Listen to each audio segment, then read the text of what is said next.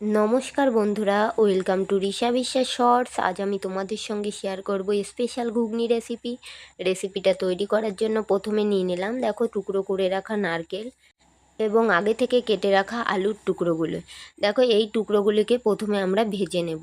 তার জন্য নিয়ে নিলাম একটি কড়াই, তেল গরম করে এর মধ্যে একে একে আলুর টুকরোগুলো দিয়ে দিলাম এবং এগুলো ভালো করে ভেজে নিয়েছি। দেখো, আমাদের আলুর টুকরোগুলো ভাজা হয়ে গেছে। এবার ওই তেলে দিয়ে দেব তেজপাতা, টুকরো করে রাখা নারকেল এবং তার সঙ্গে দিয়ে দেব আগে থেকে পেস্ট করে রাখা মশলা। দেখো, মশলাটা দিয়ে এর মধ্যে দিয়ে দিলাম মিট মশলা। এগুলো দিয়ে ভালো করে নেড়ে চেড়ে তার মধ্যে দিয়ে দিলাম আলুর টুকরোগুলো দিয়ে ভালো করে মশলাটা কষিয়ে নেব।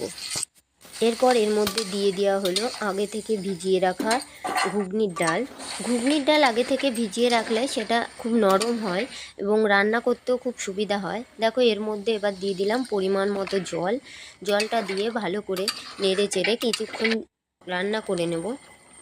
এবার এর মধ্যে দিয়ে দিলাম পরিমাণ মতো চিনি এবং নামানোর আগে দিয়ে দিলাম পরিমাণ মতো ঘি দেওয়ার কারণে ঘুগনির স্বাদটা আরও সুস্বাদু হয়েছিল। ভিডিওটি কেমন লাগলো অবশ্যই জানিও এবং ভিডিওটি ভালো লাগলে অবশ্যই লাইক, কমেন্ট, শেয়ার করো এবং চ্যানেলটিকে সাবস্ক্রাইব করো।